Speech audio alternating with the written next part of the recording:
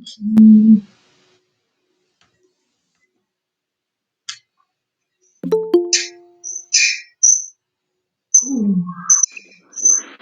Saya tutup sound je kan.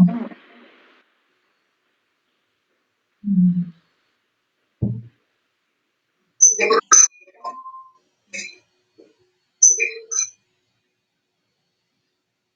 Saya pakai dua laptop, so kalau ada apa-apa soalan boleh je letak dalam chat room sebab memang nampak lah you all punya chat kan. So ni kamera second saya kan. Bukan orang kaya ni laptop lama kan. So buat online teaching and learning, so laptop jadi ke satu keperluan kan. So saya beli laptop baru. Kalau tu laptop baru yang lagging tu pun laptop baru. Macam-macam sekarang. Alright, good morning semua. Okay, so I hope you enjoy your week and um so welcome again to the first class. No, this is second kan, second time kan kita jumpa. Okay, so saya punya kuliah usually mix in bahasa Melayu, bahasa Inggeris. Okay, so untuk student familiarize lah dengan apa yang ada. I know slide saya lain daripada apa yang saya bagi. Sebenarnya sama je isi kandungannya. Kejap lagi awak tengok. Cuma saya suka buat slide sendiri. Tu. So slide yang penyelaras bagi, Miss Mazni bagi, saya tambah gambar, tambah contoh kan, lebih colourful kan. Saya as a learner, saya sendiri orang visual dan audio. Jadi saya belajar banyak daripada dengar dengan tengok. And so saya assume um, kebanyakannya student lah, especially generasi Z kan. Awak semua lahir tahun berapa? 99 ke? Betul ke?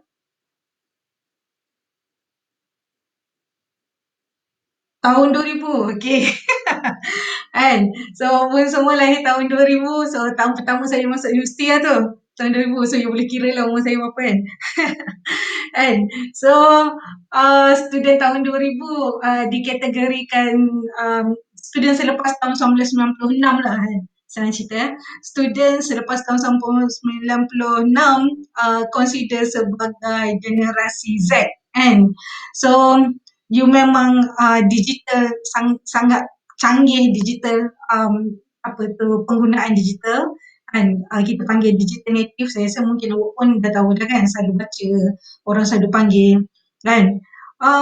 Saya millennial, saya generasi Y, the earliest one, sebab bila kita kata pasal generation and daripada segi marketing nanti kita tengok lagi minggu-minggu yang selepas ni kan, ni just pengenalan lah. Okay, so generasi every generation dia ada awal dengan hujung. So saya Y yang awal lah. Dan saya punya sifat lebih dekat dengan generasi X. And cara saya consume media, cara saya beli benda. Tapi saya cepat guna teknologi lah. Saya consider diri saya lah. Tak payahlah compare orang lain kan. Saya consider diri saya cepat belajar teknologi. Walaupun sekarang saya slow down untuk utamanya daripada segi social media, dan saya banyak guna untuk education kan, sebab saya rasa saya should spend more time in educating myself, belajar macam mana nak deliver content, especially macam ni lah, deliver content online kan. So saya belajar setahun saya belajar macam mana, sampai sekarang saya belajar lagi lah macam mana YouTuber buat content. And so saya rasa ada some of you probably sendiri YouTuber kan. So saya belajar macam mana YouTuber buat content supaya student tak adalah tidur waktu kuliah saya paling risau student tidur. Kan, sebab tak nampak kan, dia orang tak buka kamera kan, kalau buka kamera pun memang takkan nampak lah kan. So you hanya nampak muka saya je most of the time kan. So ada pensyarah yang suka buat recorded kuliah, saya suka buat kuliah macam ni, kita panggil bersemuka, walaupun tak adalah jumpa physically kan, sebab saya rasa engaging sangat penting. And so saya rasa itulah value. Probably itulah kot pengalaman saya kan, kerja dalam customer service kan. So saya punya bidang daripada hospital, saya pergi HR, apa duduk dalam customer service talent recruitment kita panggil kan. Agak lama juga lah kan. Berapa tahun kalau daripada hospital since tahun 2003 lebih kurang kan. Saya start tahun 2003 lepas habis diploma kan. So saya belajar is that customer engaging sangat penting dan student adalah customer. So saya jarang record kan. So kalau kata you tak boleh datang kuliah ke apa, you boleh tengok video recording sebab saya record ni screen record ni, saya memang record, so you boleh tengok, boleh dengar suara saya. Cuma you takkan nampak lah saya punya lambaian tangan kan. Sebab tu kenapa saya buka kamera satu lagi. Tu reason dia. And sebab student tahun lepas masa saya bagi kuliah, student kata nak kena tengok juga muka pensyarah baru rasa engaging belajar kan. Okay, so today what we'll do, kita buat chapter 1. Okay, introduction to marketing for hospitality and tourism. So semalam saya go through ada ramai student SAS kan, batch pertama SAS. So ada student SAS, bukan kami lupakan anda, tak, masa buat syllabus ni kita tak lupakan student SAS.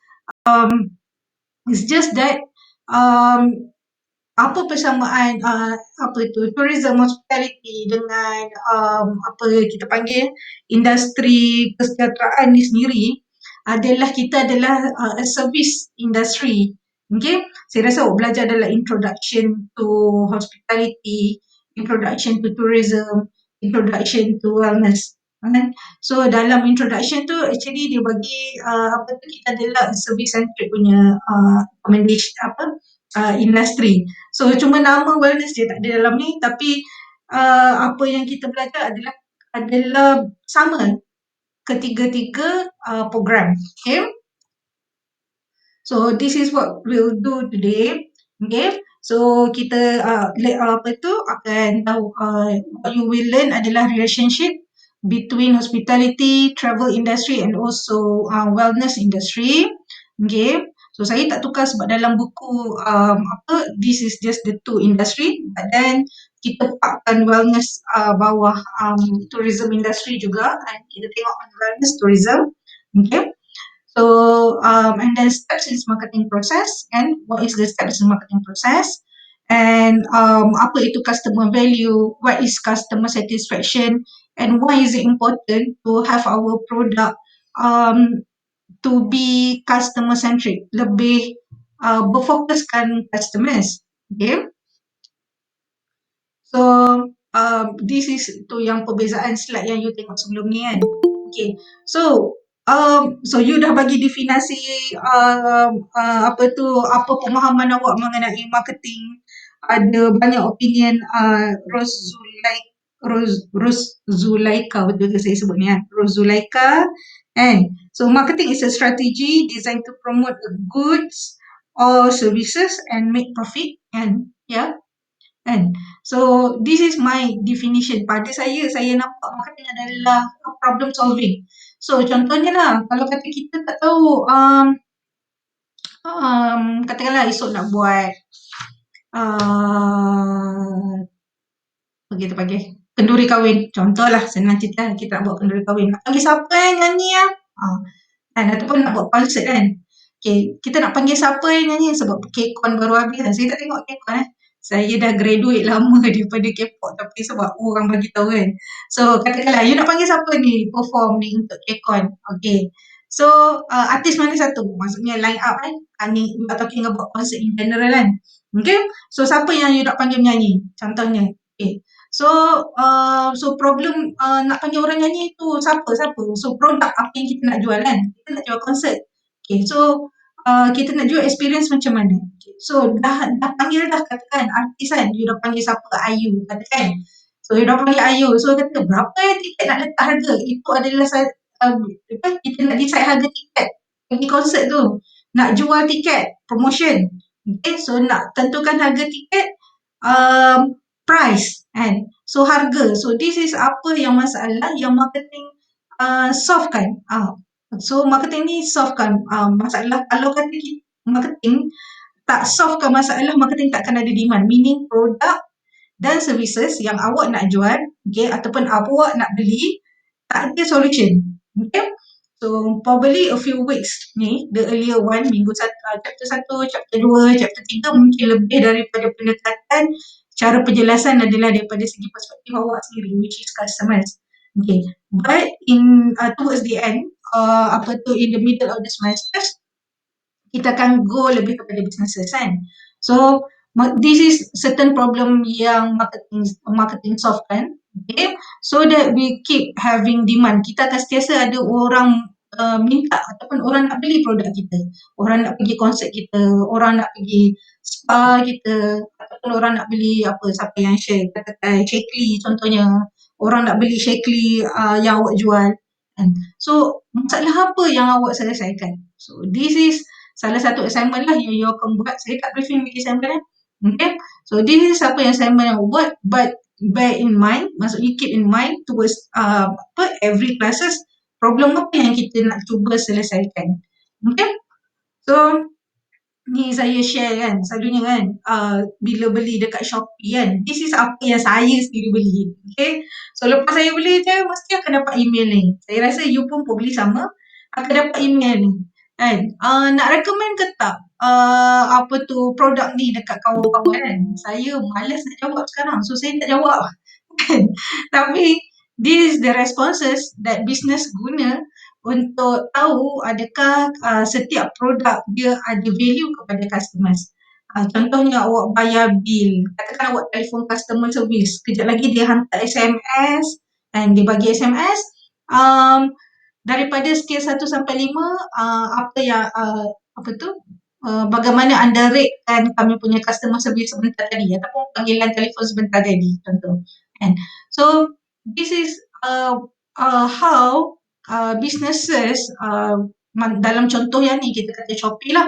This is how Shopee createkan value untuk customers. Okay. So even dia color coding kan. So tu detail, betapa detailnya kan. Every color code ni memainkan peranan kan.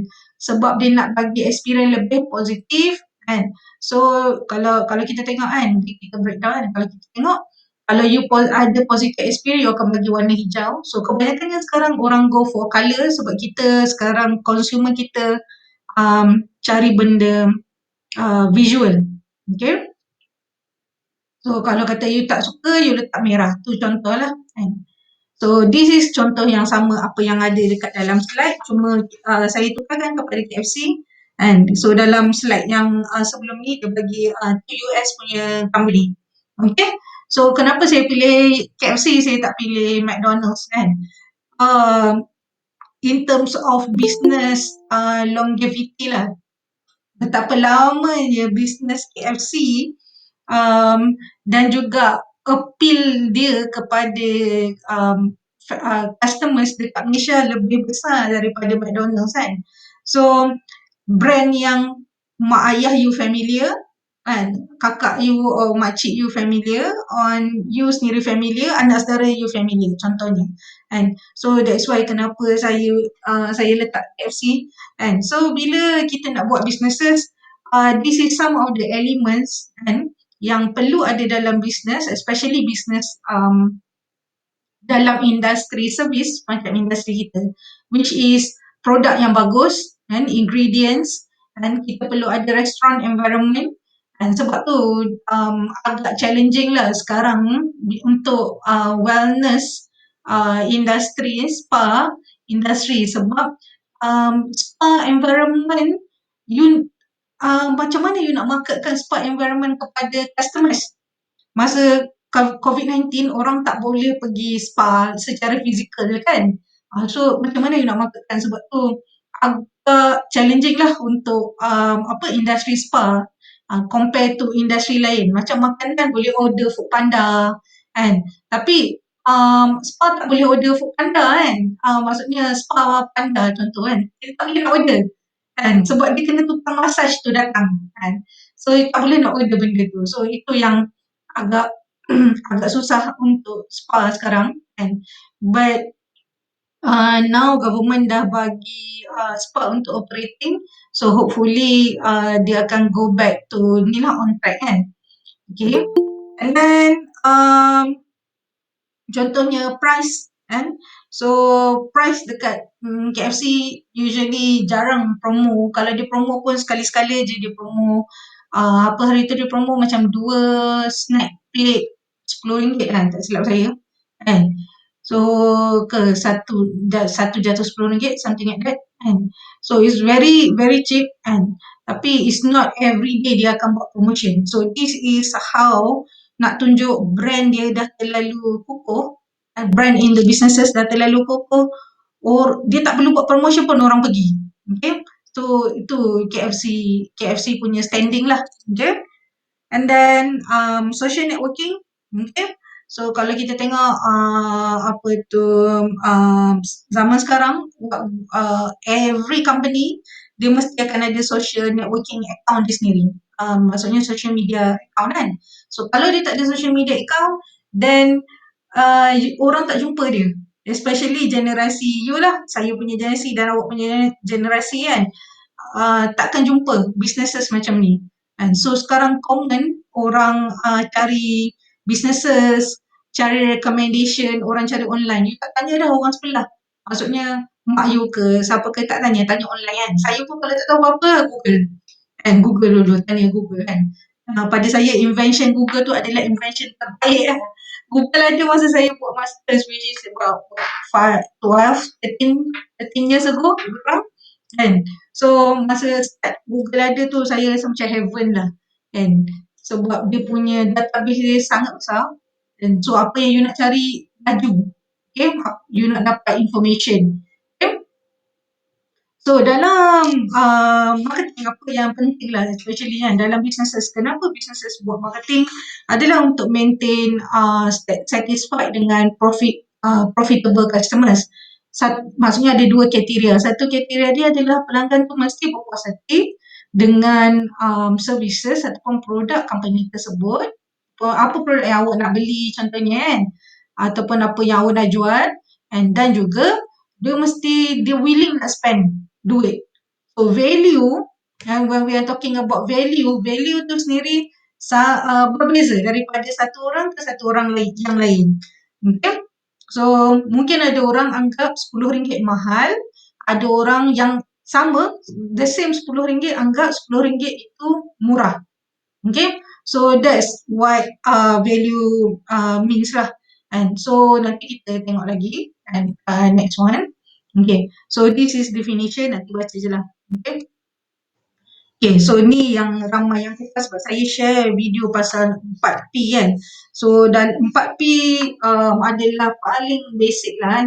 Dalam industri servis kita, sebenarnya kita ada 7P, kita ada 8P dengan 10P. Sebenarnya kita ada lebih daripada tu. Tapi bila hari tu masa saya sit down kan, discuss dengan Dr. Gas, discuss dengan Miss Masni, saya kata kita fokus on basic, apa yang student perlu tahu, which is 4P. Product, place, price, promotion. Okay. So any businesses dia akan anchorkan produk dia kepada keempat-empat P ni lah. Okay. So this is apa yang kita akan kupas setiap minggu dalam lesson marketing. Okay. So siapa yang create 4P? Tu. Kan? So asyik-asyik belajar kan, 4P, tapi 4P datang daripada mana? So ni adalah author buku yang kita guna, yang buat ni orang panggil dia bapa pemodern marketing modern. Okay. So Philip Kotler sekarang tahun ni umur dia 89 kan, ke 90. Okay. So daripada saya belajar marketing sampai you belajar marketing, it's the same person. So Philip Kotler adalah orang yang mempopularkan marketing, ataupun kita kata marketing ni jadi satu ilmu. Okay? Dulu orang tak pandang benda ni, business tak pandang kan. Tapi bila makin ekonomi kadang okey, kadang turun. So di situ kita tengok ada keperluan perlu ada marketing dalam business. Okay? Satu untuk bagi orang tahu apa yang ada dekat dalam business kita, which is awareness. Second adalah untuk bagi information dan juga menggalakkan orang membeli. So itu apa yang Kotler cakap. So masa mula-mula Kotler buat dulu 4P, P pertama adalah promotion. Okay. So dulu ada 1P je. Belum ada 4 lagi masa tu. Masa the first one adalah promotion, which is, kan, saya tak terkejut bila kebanyakannya awak bagi contoh advertising, which is promotion. Kan. So yang ni daripada siapa, ada yang share daripada Shakely, ada yang McDonald's punya wow bulan tu pun pada saya interesting. Kan. Siapa? Syamimi punya kan. Kan. And then this is some of, pada saya lah, apa yang student faham apa itu marketing, dan saya sendiri faham.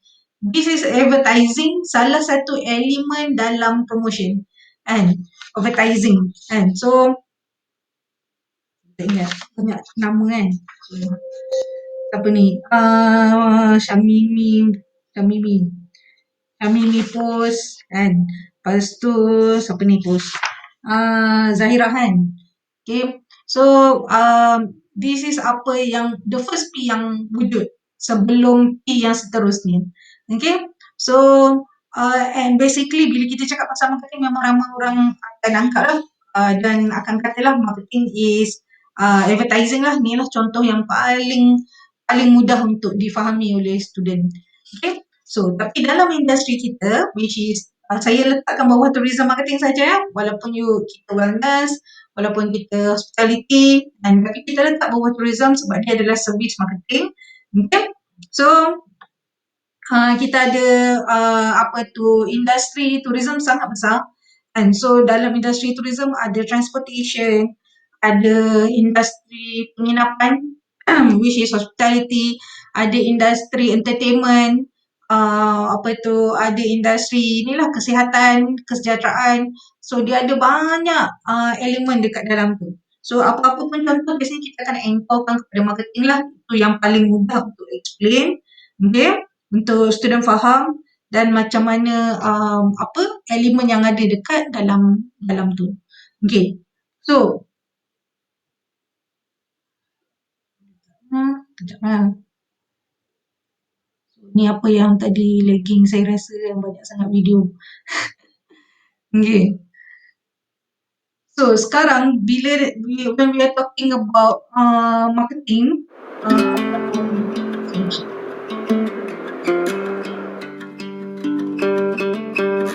saya tak sure you all boleh dengar tak sound, but this is the photo lah.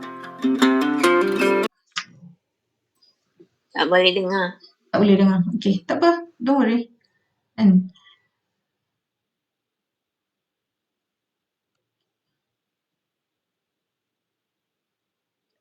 so this is apa yang sekarang yang tourism, kenapa saya share video ni.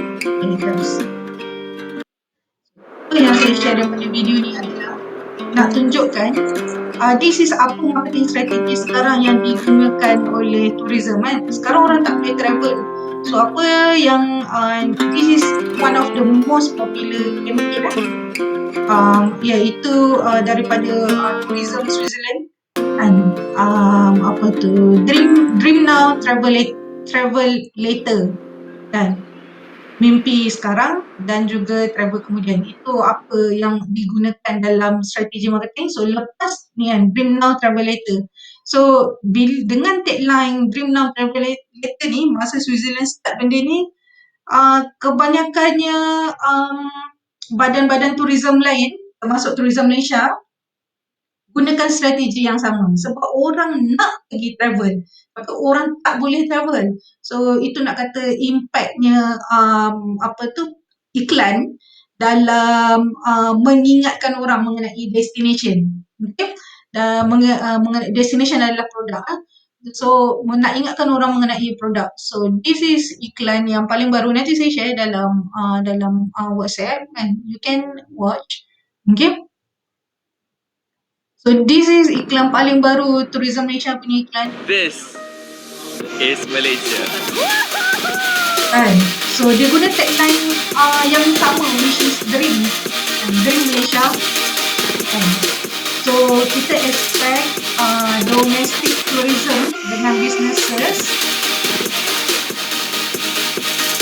akan lebih banyak ataupun lebih banyak permintaan by bulan Julai ni kan. Itu expectation dia lah.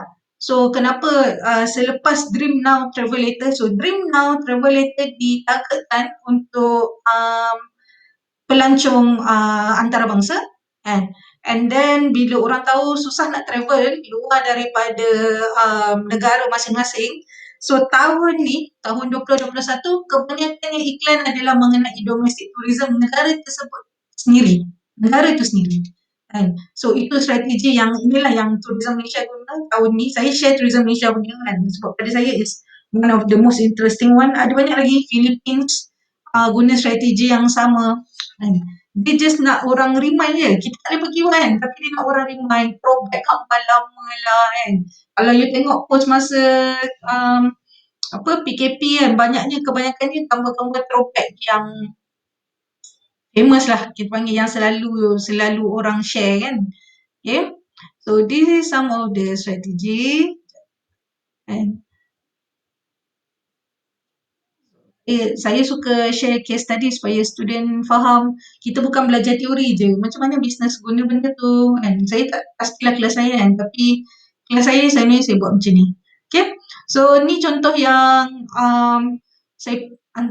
I think this is one of my favorite tourism marketing, macam mana Puerto Rico marketkan tourism dia semasa COVID-19, maksudnya semasa dia punya MCO dia, PKP dia. And so apa yang dia buat, sebab dia tahu orang nak travel, so apa yang dia buat adalah dia buat virtual classes and dia untuk orang experience dia punya produk utama pelancongan dia. Contohnya macam mana nak buat koktail, macam mana nak masak makanan Puerto Rico, macam mana nak menari. So dia buat kelas. So orang go online and you boleh tengok kan daripada dia punya Instagram kan waktu kelas tu. Maksudnya macam ni dia buat bulan Mac, 27 hari bulan contoh kan. So you boleh pergi online, boleh tengok macam mana nak menari salsa kan. So duduklah kat rumah sambil-sambil tu menarilah sama-sama tu. So this is a very immersive punya marketing, and especially bila PKP. Kenapa saya selalu bagi contoh PKP, sebab nak tak nak kena akui bahawa marketing tu sendiri dah berubah.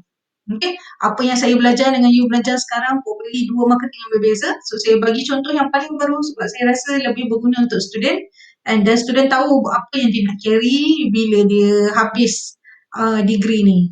Okay. So this is some of good example. You boleh pergilah tengok website diorang, website Tourism Switzerland, nanti saya bagi link juga kan. Pergi tengok website Tourism Puerto Rico, Tourism Malaysia, ada banyak good iklan, and then tadi Tourism Switzerland, so antaranya lah, ada banyak lagi kan. So kenapa syarikat-syarikat ataupun tourism bodies, spa, hotel, restoran ni semua waktu tengah kita panggil industri sedang berehat lah kan. Industri sedang berehat masih create value untuk customers. Okay. Disebabkan bagaimanapun kita nak bagi orang ingat produk kita dan orang sentiasa rasa diperlukan produk kita, especially dalam pelancongan, produk-produk pelancongan, produk-produk hospitality, produk-produk wellness ni, produk yang services ni. Okay. And also daripada situ, bila katalah contoh kan, you tak pernah pun pergi Puerto Rico, saya pun tak pernah pergi Puerto Rico kan, jauh kan Puerto Rico kan. So Puerto Rico, South America kan, you kena pergi berapa jam flight kan, saya rasa 20 lebih flight kan. So you kena naik kapal terbang. So kita tak pernah pergi Puerto Rico, saya pun sama kan. So mungkin daripada you tengok contohnya lah, dia menari dia buat kelas virtual salsa tadi kan. So you pun teringin macam satu hari nanti aku kena pergi Puerto Rico, masuk dalam bucket list. Contoh kan. So saya rasa mungkin you pun ada bucket list you sendiri kot. Ada tak bucket list?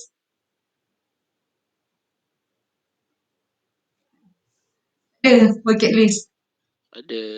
Ada? Kan? Sebab pada saya is quite common lah zaman sekarang orang ada bucket list, travel punya bucket list, nak pergi mana, negara mana kan. Sebab saya pun ada dulu kan, saya tak banyak tempat nak pergi, saya nak pergi Spain je. Kan, backpacking Spain 2 bulan tu kan. Sampai sekarang tak pergi-pergi kan, tak ada masa dah sekarang. Dulu ada masa tapi tak ada duit, maka saya bayar you all. And sekarang ada duit tapi tak ada masa nak pergi. And sebab kerja. And so tu apa yang some of the bucket list yang usually yang kita masuk dah. Okay. So dalam untuk create value, okay. So siapa yang ada kelas account tu nak pergi kelas account pergi, okay, don't worry. Okay.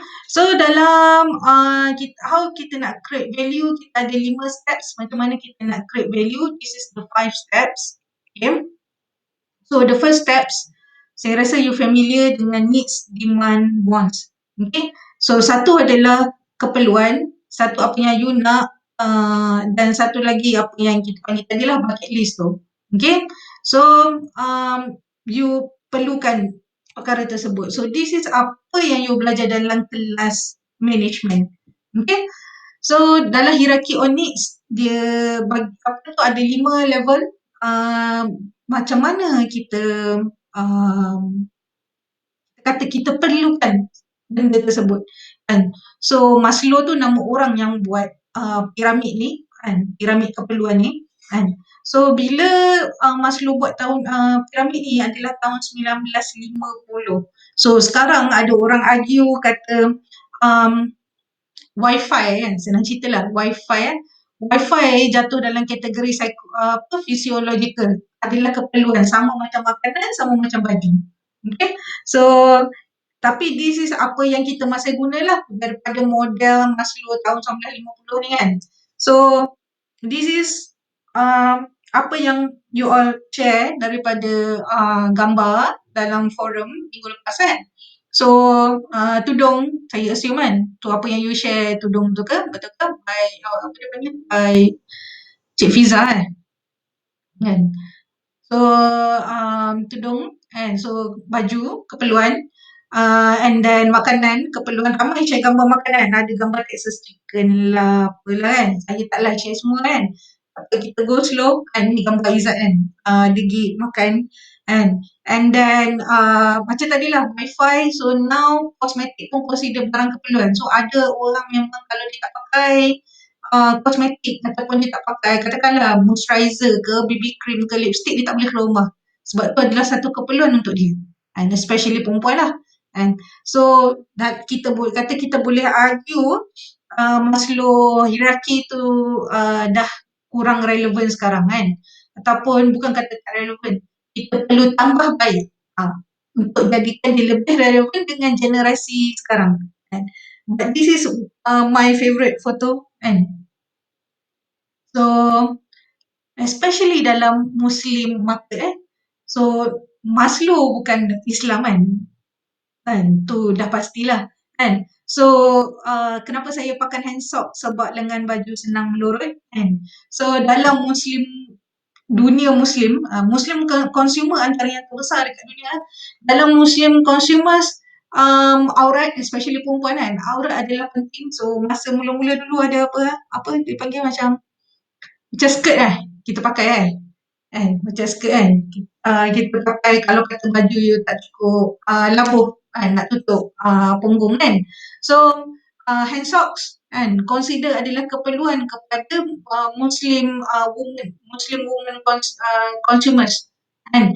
So this is what I find interesting, perbezaan apa yang Maslow cakap kan, dalam keperluan ataupun dalam Kotler sendiri lah, apa yang Kotler cakap, apa yang manusia perlukan dengan apa yang sebenarnya Muslim customers perlukan.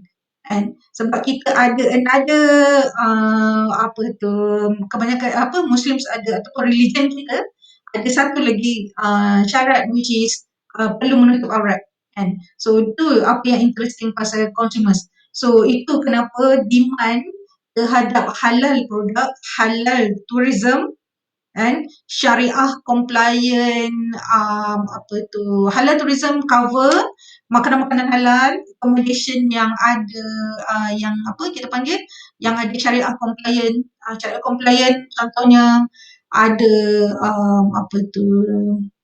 surau kan, tak serve beer, tak ada alkohol dalam dalam tu. So dekat dalam bilik, kalau kata hotel lah, dalam bilik ada petunjuk kiblat, and ada sejadah, and ada Al-Quran. And sebab kalau dekat US, dekat setiap hotel dia perlu ada Bible. Itu US punya syarat untuk ada hotel. So dekat Malaysia, kalau hotel yang ada syariah compliance, setiap hotel tersebut perlu ada dalam setiap bilik dalam hotel tersebut perlu ada Al-Quran, satu naskah Al-Quran. Okay, so sama macam Muslim spa. So ada demand pasal Muslim spa. So bila orang kata tak ada demand pasal Muslim spa, no such thing kan. Sebab memang dalam industri kita banyak demand. Okay, so dalam industri spa, contohnya lelaki dengan perempuan spa kena separate kan, tak boleh dalam tempat yang sama. Samalah macam kedai gunting rambut kan. So bila kedai gunting rambut, perempuan tak nak kalau kedai gunting rambut tu lelaki pun boleh masuk. So sebab tu ada demand. So kalau you tengok, especially lah dekat Kelantan, saya tak sure berapa ramai orang Kelantan kat sini kan. So especially dekat Kelantan, kebanyakannya tempat ada segregate. Even nak bayar dekat kaunter pun dia tulis kan, lelaki family, wanita sahaja kan, lelaki kan, katakan aku tak pernah tengok benda tu, first time saya tengok dekat Kelantan je ada kan, tempat lain tak ada. Okay, so second stage apa yang kita ada, this is apa yang kita akan ulang lah. Okay, so customer wants and needs and adalah combination daripada tangible and intangible products. So minggu depan saya kupas intangible tu apa. Okay, so tangible adalah produk yang you familiar. So bagi contoh, produk yang awak familiar, which is produk yang kita boleh pegang. Telefon, contohnya kita boleh pegang. Tapi experience scrolling kan, kita apa yang kita scroll kan, lah phone ni slow lah, apalah, kenapa ni kan, wifi lah, itu semua intangible kan. So kalau kata dalam industri kita, paling senang kita panggil panggung wayang. Ni saya bagi contoh panggung wayang kan. So you boleh sewa tempat duduk 2 jam semasa movie tersebut kan. So kalau movie Marvel 3 jam kan, 3 jam. Okay, you boleh sewa, tapi you tak boleh bawa balik kan, tak boleh bawa balik kerusi tu. Apa yang you boleh bawa balik adalah, oh bestnya movie tadi, experience, intangible kan. Samalah macam pergi second example saya bagi kedai gunting rambut kan. So you pergi kedai tu ada, physical kedai ada, gunting nampak, barber tu you nampak kan, sikat semua you nampak, you rasa dia gunting belakang kan, you punya rambut apa semua you rasa, tapi bila balik macam, oh aku handsome. Tu experience dia, aku handsome kan. So tapi you tak boleh bawa balik kedai tu, you tak boleh bawa balik barber tu pergi rumah you, contohnya you tak bawa balik bersama-sama.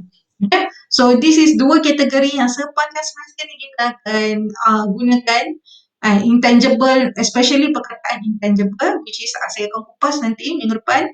And so perkataan ni akan ulang sepanjang semester ni, sebab this is apa perbezaan industri kita, which is industri tourism, wellness dengan hospitality. Industri kita ada produk, tapi produk kita adalah experience. Ada produk boleh pegang bilik hotel, kerusi panggung wayang kan, kita boleh pegang kan, tapi bukan kita punya kan. Kerusi sinema tu bukan kita punya, barber tu bukan kita punya, bilik hotel tu bukan kita punya, contohnya, bukan kan. So itu apa perbezaan dia. And so macam ni lah, ni contoh kan, experience kan, kedai roti kan, saya suka pergi kedai roti kan, famous Amos kan. So ada yang suka pergi kedai roti, hopefully kan. So saya selalu tanya soalan so dia jual roti dan juga dia jual experience, which is the smell of the bread kan, bau roti tu kan. Saya nak bagi contoh kopi, tapi bagi saya roti lagi menggiurkan kan. Famous Amos pun sama, itu memang marketing Famous Amos kan. Famous Amos kalau you pergi, siapa yang tak pernah tengok Famous Amos kan. Famous Amos is a chocolate chip cookies punya company kan. So dia jual chocolate chip cookies je, dia tak jual benda lain, tu je dia jual kan, biskut chocolate chip Kan? Tapi apa yang dia jual, dia jual bau. Kan? Dia memang akan ada dekat shopping mall dan jual bau kan. Dan orang memang beli sebab bau dia. Dia memang bake hari-hari dekat tempat yang mana ada kios tu. Hari-hari dia bake kat situ. Sebab tu adalah strategi marketing strategi company dia. Okay? So, saya rasa susah. Okay. So, this is Four Seasons hotel. Kan? Sekejap ni.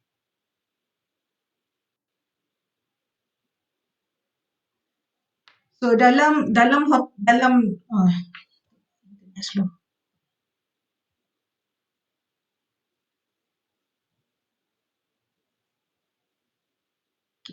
So dalam industri spa kan, so dalam industri spa susah sangat nak cari iklan spa. Nak kata banyaknya peluang untuk marketing spa dekat US. Rupanya marketing spa dengan salon adalah satu industri berbeza kan. Dekat Malaysia industri spa tak nampak macam hebat lah, termasuk dengan gym lah kan. Marketing gym, marketing spa, marketing produk-produk wellness tak berapa nampak dekat Malaysia kan. Tapi kalau dekat US dia consider satu segmen berbeza. Ramai marketing manager specialize dalam spa. Kenapa susah nak cari video? Sebab saya semalam bila saya cari video yang ada bunyi spa kan. So this is the only video, nanti saya share, you boleh tengok kan. This is the only video yang ambil memang bunyi spa kan. Sebab tu bunyi spa macam bunyi lagu dia, bunyi air, bunyi dia punya massage tu tak adalah, tapi sound and smell spa tu dia memang berbeza kan. So sebab tu kenapa ASMR popular kan. Saya rasa you all familiar kan ASMR kan. So this is Disneyland. This is one of, kalau bagi contoh marketing, saya suka bagi contoh Disneyland kan. Disneyland adalah produk tourism yang paling terkenal, innovative marketing kan. So this is masa COVID-19, orang tak boleh nak pergi park. So apa yang dibuat, they share perasaan, you rasa macam you naik roller coaster dia. Memang dia kamera tu juga dekat dalam roller coaster kan. Memang you tak dengar suara kan, sebab suara memang ada tapi this is like your experience yang di capture. You rasa macam you naik roller coaster. So dia apa yang dia buat masa COVID-19 last year, marketing strategi dia.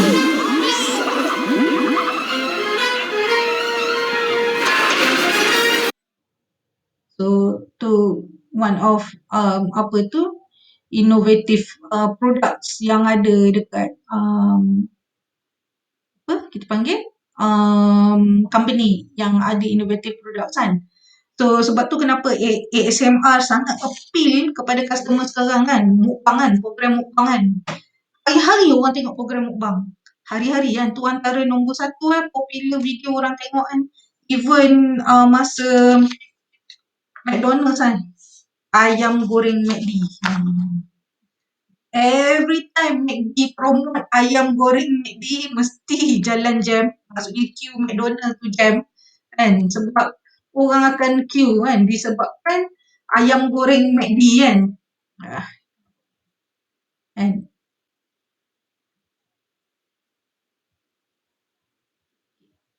So apa yang kita nak capture adalah value and adalah satisfaction customers tu apa yang kita nak capture lah. And so this is foto yang you share and so value saya suka yang Kerja Gula Melaka punya iklan kan. Sebab atas packaging dia terus ditulis honest ingredient. Jujur ingredient yang jujur kebanyakannya customer, especially customer yang pentingkan kesihatan kan. Kebanyakannya beli honest marketing. Beli honest marketing which is contohnya lah barang yang you guna gluten free ataupun maksudnya tak ada gluten kan kita makan nasi kan. So So tak ada gluten sebab diorang diet kan. And then barang yang gunakan macam ni lah, macam beli murtabak lah. Telur dibasuh, kan ada murtabak kedai bulan depan nak puasa kan. So gerai murtabak ada yang tulis kan telur dibasuh kan, sebab orang nak honest ingredient which is free from ragu-ragu kan, syubhahan. Saya tak guna sangat perkataan Islam apa-apa. Kena fikir student kita ada juga yang bukan non-Muslim kan. Okay. So kebanyakan yang businesses, especially orang yang pentingkan religion, yang pandang tinggi pasal was-was makanan halal dan juga kesihatan. Sekarang kesihatan lah. Sebab yang vegetarian lah, yang ada diet gluten lah, keto diet lah, macam-macam diet kan. Sekarang kan tahulah diet apa lagi kan. So ada pentingkan honest ingredient kan. So saya suka iklan gula Melaka ni, siapa yang share kan. Suka iklan ni kan. And you highlighted that you suka sebab rasa dia kan. So probably gula dia tak campur air ke mungkin, ataupun kalau dicampur air pun not that air kan. So itu memainkan peranan. And another one Milo Crunch kan. Comel je kan dinosaur tu kan, Milo Crunch kan. So mana? So bila produk yang freshly made, so ramai sebenarnya yang share itu Koja kan. So kenapa homemade business dekat Malaysia sangat popular, makanan kan, kita cakap pasal produk makanan je lah kan. Cokoja ada yang share, ada 2 orang kot share rasanya pasal Cokoja kan, sebab dia homemade, orang buat. So bila bukan kilang buat, meaning benda yang you dapat fresh. Bila katakanlah homemade ni, apa yang beza dengan kilang biasa, sebab dia tak ada bahan pengawet. So kalau kata dia buat hari ni, dia kena jual dalam minggu ni juga. Sebab kalau kata minggu depan dia jual dah tak sedap, ataupun dah masuk angin kan. So every time bila orang order baru dia buat. Sebab tu kenapa business homemade dekat Malaysia, homemade cake ke, cokoja ke, krepek ke, apa-apa, any product sangat popular kan. Orang Malaysia memang kuat snacking sekarang. Saya baru perasan benda tu kan. Ada yang share apa min kan. Benda dah lupa dah. Saya pun tak ingat kan. Sebab ada banyak kan you all share kan. Suriko brownie kan. Yang ni kan. Betul ke? Suriko kan. Suriko dia bake bila you nak baru dia bake kan. Okay. And then apa lagi? Produk makanan lah yang paling banyak gunakan pendekatan yang sama kan. Brownie, TFN brownie kan. Okay, so tu kenapa tu antara market kita kan, but this is my favourite kan. So nampak nak promote popcorn kan. So popcorn, jangan lupa makan popcorn. Siapa ni? Arif kan. Arif share popcorn kan. Tapi saya suka yang latar-belakang kat belakang tu kan. So Hunter dia tengok anime kan. So this photo actually tells both you punya behaviour and penggunaan, which is every time awak tengok anime sambil tu awak makan kan. So kalau nak marketkan produk, marketkan kepada orang yang main game, orang yang tengok anime, suka tengok drama kan. So and you tie your product to that particular brand or consumer or customer behaviour kan. Tie that product into that. And so kalau you tie that product into that, maksudnya you letakkan produk tu bersama-sama dengan behaviour dia kan. So tengok Hunter ingat kami, saya rasa advertising yang paling popular tapi saya tak jumpa advertising tu. Makan bola, tidur bola, minum Coca-Cola. Coca-Cola punya advertising World Cup kan. You all baru umur 2 tahun masa tu kan. Saya cari iklan tu, tak jumpa kan. Saya tak tahu kenapa tak jumpa kan. Yang Vision Malaysia punya, memang tak jumpa. Makan bola, tidur bola, minum Coca-Cola. Sebab dulu kalau nak tengok World Cup, sebab World Cup dia berubah ikut negara kan. Dia punya sukan dia kan, dia berubah ikut negara. So saya tahu ramai yang perempuan dalam kelas ni kan. Tapi itulah, kena fahaman sports tourism adalah antara tourism terbesar yang generate pendapatan dekat dunia. Sebab tu kenapa Jepun kecewa bila tak jadi Tokyo 2020 tahun lepas. Kan? So dia jadi Tokyo 2021 tapi dia dah tak boleh tukar nama dia Tokyo 2021. Dia kena pakai the same brand sebab itu adalah giliran dia tahun 2020 kan. So bila World Cup dulu, masa tu tahun 98 kat mana saya tak ingat. So masa tu World Cup, you kena bangun pukul 4 pagi. You kena bangun 4 pagi je, tak silap. 2 pagi dah siap. You kena bangun pukul 2 pagi nak tengok game yang main dekat negara tu real time. You tak tengok kan. Sekarang boleh tengok dekat video on demand. Tapi selalunya orang bola dia akan tunggu live juga. Sebab tu kenapa kedai mamak popular, TV popular, ESPN.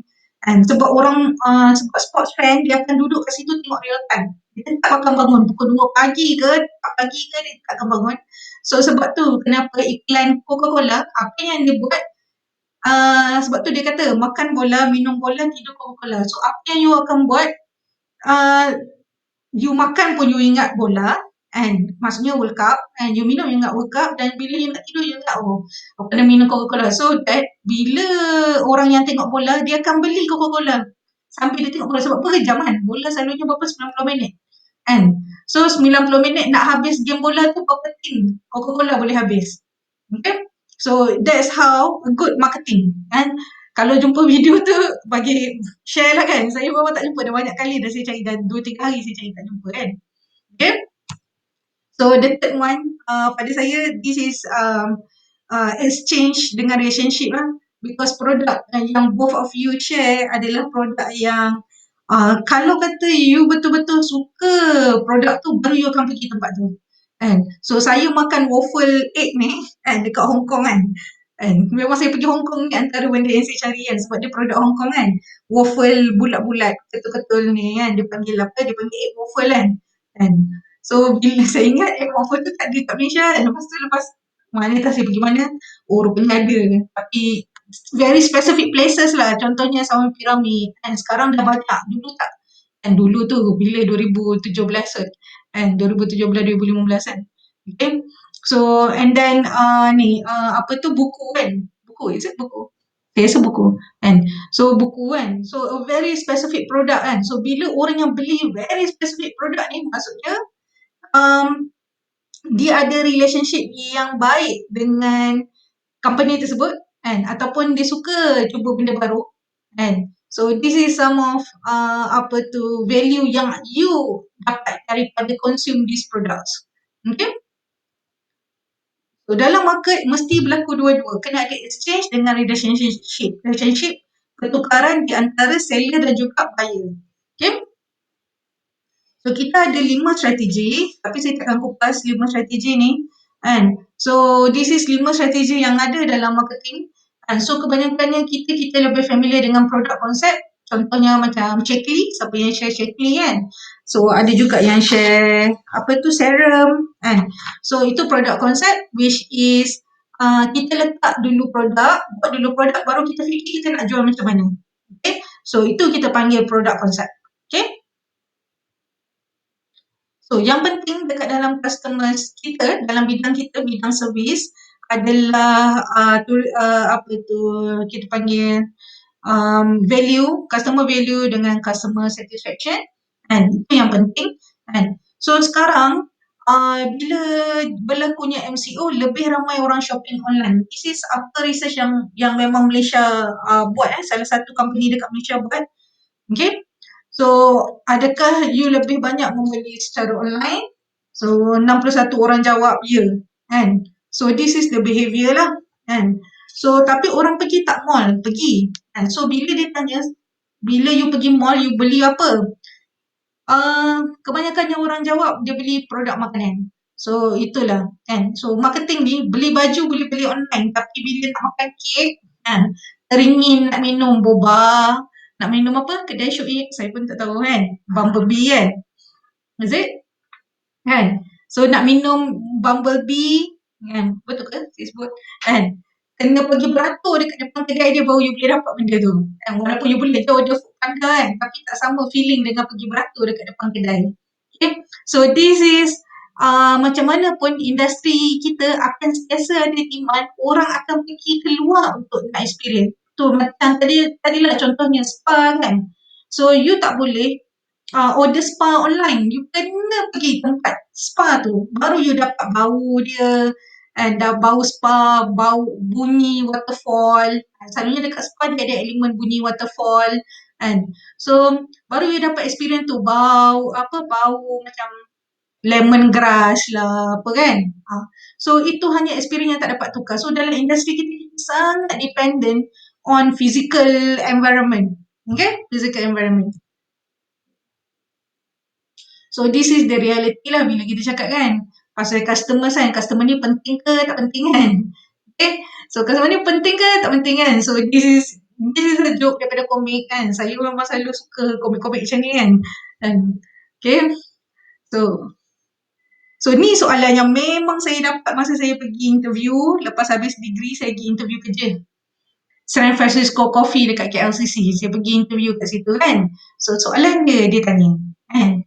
So dia tanya, ada customer depan you tapi telefon, maksudnya telefon kedai lah, telefon kafe bunyi.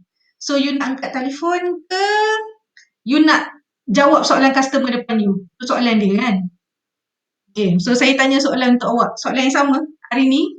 And so, macam mana nak jawab? And so, what you can do? And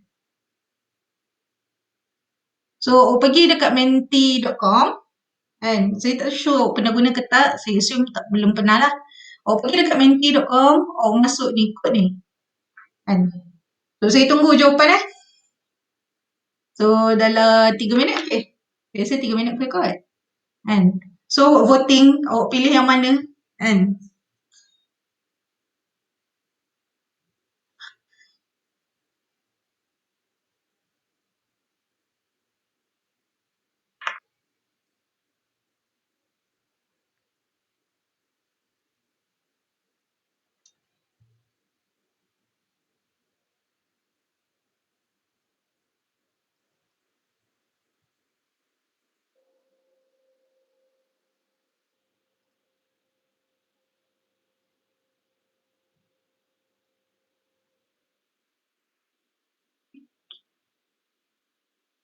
boleh klik link tu.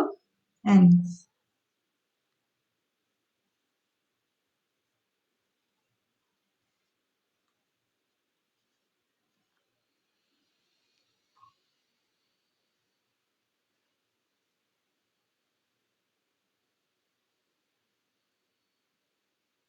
so, you dengar telefon bunyi kan, tak tahu siapa telefon kan. So, you nak telefon ke, nak angkat telefon ke, ataupun depan you ada customer nak order kan. Selalu kan bila kita pergi kedai kan, kita buat macam ni kan, nak order, tapi orang tu tak angkat kita kan. So, tu usually what happen kan dalam kedai kan. Kita tak, kan. Saya pun kadang-kadang belah je, malah nak layan kan. Sebab saya pun orang servis kan, jadi saya faham bila mana kalau dia betul busy, saya nampak dia busy, tak ada orang, dia seorang, mungkin saya sabar kan. Tapi kalau kata 3-4 orang ignore saya, memang saya keluar je lah daripada kedai kan. So, apa yang you akan buat? Kalau you staff, kan? You sendiri staff yang duduk kat depan tu, kan? Telefon bunyi, kan? Ataupun ada customer ada kat depan, kan? You nak buat apa? Kan?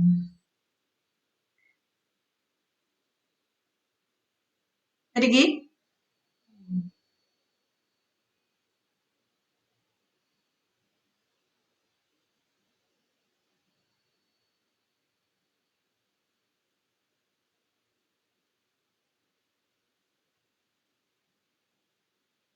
Okay. So, berapa orang undi ni? 17 kan? Yang lain malu ke nak undi? Okay. So, okay. So, 14 orang jawab, dia akan attend customers. Alright. Okay. So, 3 orang jawab, dia akan angkat call. Okay. Alright. Kan? Tak ada jawapan betul, tak ada jawapan salah. Kan? It depends on how organisation, company you train you. It depends on that sebenarnya kan. Bila saya nak kata salah sebenarnya tak.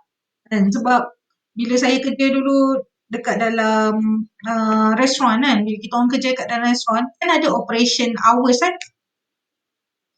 Pukul 8.30 pagi sampai pukul 9.30 malam, katakan restoran start kan. So pukul 9.30 orang datang kan. So saya nak halau ke customer tu balik, minta maaf kedai kami dah tutup sebab dah 9.30 kan. Ataupun tak apa cik boleh duduk kan, nanti boleh masak kan. So it depends on the customers train. So masa tempat saya training, pukul 9.30 dia dah tak bagi ambil customers. Memang dia suruh kalau pukul 9 dia dah suruh customer balik dah. Sebab itu environmentnya. Tapi customer tak suka lah. Dan maybe customer tu dah tak datang dah pun kedai tu. Kerek kan. Lambat lagi ni. Lagi setengah jam pun dah nak tutup kedai. Kan. So sama lah macam ni kan. Macam ni kan. So dia tak ada betul tak ada salah jawapan dia. It depends on apa yang tempat you train you. So sekarang ada satu lagi kan. Satu lagi tambahan. Kalau kata syarikat ada food panda, dia so katakan syarikat ada food panda, ada satu lagi akan bunyi. Okay, tekan customer, answer the phone ataupun you nak ambil order food panda. Dia ada bunyi tau. Selalunya kalau siapa yang familiar kerja ataupun you kerja kan, part time kan, bunyi kan, food panda punya bunyi. Kalau saya kerja kat situ boleh mengigau malam. Kan? Sebab kerap sangat bunyi kan. Okay. Alright, thank you yang dah jawab. Siapa ni? Najah, Fifa, Fatihah, thank you. Okay. So you can see responses. So saya selalu buat aktiviti macam ni dalam kelas sebab saya tak nak saya dia cakap kan. And student bila saya dia cakap, lepas tu hujung sem dia kata tak faham dia belajar apa. Kan. Okay. So kita sambung sikit lagi. Okay. So daripada company training, macam mana dia nak translate daripada value, nanti kita go lagi. Okay. So kebanyakan dia company experience kan. Company cakap dia bagus dah experience customer service. Tapi in reality lah, bila kita customers, kita kata kita tak setuju kan. So this is apa yang research cakap lah. Okay. So kalau kata kita setuju, kita happy, usually this is some of things that we'll do to recommend the company. Okay. So 70%, 77% customers usually share their positive experience. So this is some of the way, and salah satu review, tulis komen ataupun tekan butang like contohnya kan. Ataupun kalau kata Shopee bagi berapa rate kan. Selalu kan Shopee kan. Shopee pandai. Saya suka dia, bukan saya suka apa, saya suka cara dia marketing lah. Saya nak cerita cara dia marketing kan. Kalau you rate letak gambar dengan komen, dia bagi you 3 coin. Dia pandai kan. Dia nak orang ramai review, so dia bagi hadiah. Lagi banyak you bagi hadiah, lebih banyak review. Kalau you letak gambar dengan letak video, you dapat 5 coin. Betul? Kan? Shopee kan? Scary lah sebenarnya Shopee ni kan. Dia boleh menyebabkan orang tak ada duit, bankrupt. Kan? Tapi untuk orang yang study marketing macam kita, macam awak, macam saya, and this is a very interesting macam mana kita nak ambil idea Shopee tu bawa kepada marketing sebenar. Okay? So dia akan bagi reward everything yang you buat. You order, dia bagi reward. You tulis review, dia bagi reward kan. Sampai macam, ya Allah, sudah-sudahlah si Shopee ni kan. Kalau kata seminggu tu beli 30 barang, tak larat. 30, kalau beli 30, saya beli satu seminggu pun menyampah. Kan? Tak nak isi review kan. Sebab terlalu, pada saya, very aggressive cara dia market lah. Kan? Tapi berjaya, samalah sekarang tengah iklan Lazada kan. Sebab nak empat-empat dah kan. Apa iklan Lazada macam tu kan. Macam-macam kan. Ada je iklan kan. So dalam industri kita kan. So dalam kartun ni dia sum up kan kita punya industri kan. So kenapa kita selalu pergi kedai yang sama. Sama lah macam Shopee. Kenapa kita beli Shopee, kita tak beli kat tempat lain. Shopee bagi coin. So kalau macam hotel kadang dia bagi gula-gula, dia bagi cookies. Free breakfast. Ada satu spa dekat Kota Baru ni, Herbalife kan. Saya selalu pergi Herbalife kan. So Herbalife bila dah habis treatment apa semua, dia bagi teh dengan dia bagi kek. So saya pun bestnya kan. Padahal berapa sen je kek tu kan. Tapi experience tu datang dengan that package. So customer happy, you bagi simple things macam tu kan. Kalau orang Korea dia panggil service kan. You bagi free gift kan. Physical product you boleh pegang kan. Ataupun macam tu lah makanan, gula-gula kan. Okay. So this is definition, tak apa, nanti baca je. So apa yang penting hari ni adalah business are built around customers. Itu apa yang saya nak you faham lah. And so saya harap sampai apa yang saya nak sampaikan hari ni. And so kita build kita punya businesses tourism businesses, hospitality businesses, wellness businesses, kita build around customer. Customer selalunya nombor satu. Kan? So, betul tak? Kan? So, customer is always thinking, kan? Selalunya orang cakap macam tu kan. Kadang-kadang saya pun macam, yalah tu kan. Bukan senang kan kerja dalam industri kita. Saya bagi tahu terus terang lah. It's not easy, bukan apa. Bila deal dengan human, sama lah macam ni dalam kelas ni. Ada 39 orang sekarang online termasuk dengan saya, maksudnya ada 34 orang je kan. Lagi 5 orang mungkin pergi kelas account kan tadi kan. Lepas tu kejap lagi orang ni message ni, saya tak faham soalan ni, macam mana nak buat kan. So 39 orang pada saya sikit lah untuk kelas lah. Selalu saya dapat student 100 lebih kan. 100 lebih macam-macam student tanya soalan. Okay. So student tak faham ayat kan. Kadang-kadang student tak faham assignment ni nak buat macam mana kan. So kalau kata seorang student tanya soalan yang sama kan, katakan kan. So saya ada 39 kali ulang benda yang sama kan. So tapi sebab customer kan, so sama lah bila kita customer, saya sebab customer saya you all students kan. So bila awak pergi kerja nanti memang customer, meaning orang yang awak kerja tu lah kan, customer hotel ke guest hotel ke spa ke, contohnya restoran ke, ataupun tourist ke kan. So itu some of the example. Okay. So I think apa tu saya share kan, apa yang kita nak tunjuk kata business kita kena customer oriented kan. So awak balik, awak fikir-fikir adakah customer always right daripada pandangan awak sendiri kan. Customer always right. So sama buat macam minggu lepas kan. So awak pergi 2 website, saya guna landing page bukan apa, sebab ada student kadang Google. So Google bila kita pergi the first page yang jatuh tu dia panggil landing page. So you boleh pergi landing page boleh, you boleh pergi website company tu, ataupun social media you pun boleh, sebab saya tahu student selalu guna social media kan, ataupun Shopee, tapi pergi yang business meaning produk ataupun service yang awak beli, bukan kawan awak kan, bukan kawan awak kan, bukan yang awak guna untuk social, awak guna untuk membeli. Okay, so awak pergi 2 je kan, awak pergi kan, so awak pergi tengok tak semestinya awak beli produk dia, mungkin awak hanya browse je, contohnya baju kan, baju raya kan, contoh kan, baju raya, awak tak tahu lagi nak beli ke tak, belum decide lagi, ataupun duit PTPN tak masuk lagi kan, so you tunggu dulu, hold kan, so awak pergi, awak browse dulu, produk apa-apa pun tak kisah kan, up to you, tapi 2 kan, 2 produk berbeza kan. Okay, so awak pergi, awak browse kan, ataupun kalau awak beli and then awak jawab soalan ni kan. So selalunya kan, ni sebenarnya konsep dia, sebab saya tak tahu macam mana nak Instagram kan kita punya assignment kan. So awak jawab soalan ni. Okay, so describe company tu, awak screenshot je pun tak apa, screenshot, and then kenapa awak nak, tak semestinya awak beli awak nak produk tu kan. Kalau awak tak nak, kenapa awak tak nak, okay, and then macam mana company tu create value untuk awak dan apa yang awak suka lah, saya nak cerita apa yang awak suka pasal company tu. Value adalah apa yang customer rasa berbaloi, contohnya sale, contohnya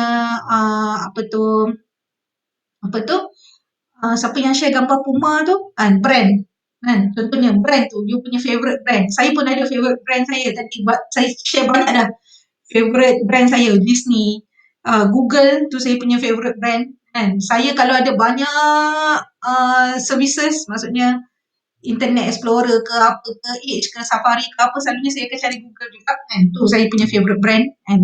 So saya suka Google sebab kan banyak information dia boleh pullkan untuk saya. Jadi saya rasa convenient.